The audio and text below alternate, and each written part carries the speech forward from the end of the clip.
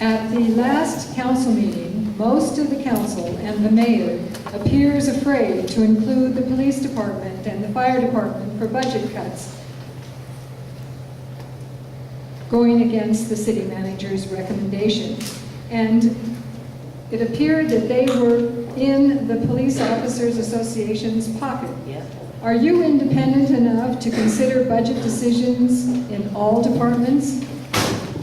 Absolutely. I would never take union money. That's what's holding us here, people. That's what has the stronghold on our city. They are going to have to cut, whether you like it or not. These people have been on a spending spree. They exchanged public safety for government entertainment. You don't hear them saying they're gonna cut the contract to the Fox Theater, do you? No, You don't hear them saying they're gonna cut the $4 million contract to the convention center. Do you hear them say that? Absolutely not. We are just gonna cut the taxpayer. And let me tell you, we've heard here, they don't listen to us at council meeting. All they want from us, folks, is our taxes, is our money. So open your pocketbooks up right now. You can put your money right here on the table, or just take your wallet right down to City Hall and give it to them, because that's what's going to take to get us out of this mess. Nancy? All departments are fair game for budget cuts. It depends on where you're going to cut. It doesn't have to be employees, it doesn't have to be some needed services, but there is fat in all budgets somewhere along the way. We need to look hard, we need to find it, and we need to cut it. Our desire at City Hall is to be more efficient and effective. And that's why we hired this leadership team. And that's why they brought this to our attention. And we're going through this process much earlier than before. It's not an annual budget anymore. It's a 2-year budget, 5-year plan. And so, yes, are all departments subject to the cuts? Definitely. But we need to do it with a red line and item by item. And that's what we are doing over the next month, 2 months, 3 months.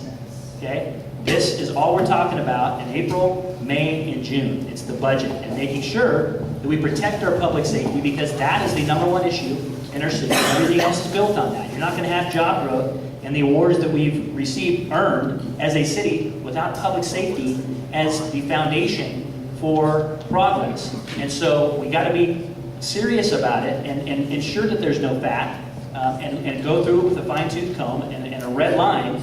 But we have to protect the safety of our public and their property. And right now, crime is increasing. Well, the fundamental thing about government is you got to understand our responsibility is protection of the citizens. So I believe, as I said before, it's the top down. So here's what we have to do, and I have gone through the budget with a fine-tooth comb, and this is how we can not cut police officers. We get to start with ourselves. You can eliminate 2 of the police department chiefs' positions, which they have 4 and only 4 captains. Why does 1 chief supervise 1 captain? It's outrageous. That's $500,000. Cut the mayor's budget by $220, and reducing his staff to what Mayor Ron Leverage had will certainly do the trick, that's for sure. $280,000 to include the fluff programs that he has within the mayor's office, that he gives out funds to the mayors, whatever he does in that aspect. The 2-year elimination of the city grant funding program with no in-kind saves about $220,000 a year. Ask each additional department to save an additional $5,000 in savings, which results in another $500,000 savings. There's your entire $1.5 million that we have to cut from the budget for the police department, and restoring a majority of the fire department as well. Secondly is that someone talked about the contract on the convention, the Fox. We did cut that. It's coming forward. They don't have the same amounts. The top tax pays for most of the convention center. You got to read the actual tax referendum that we passed. Thank you, Paul.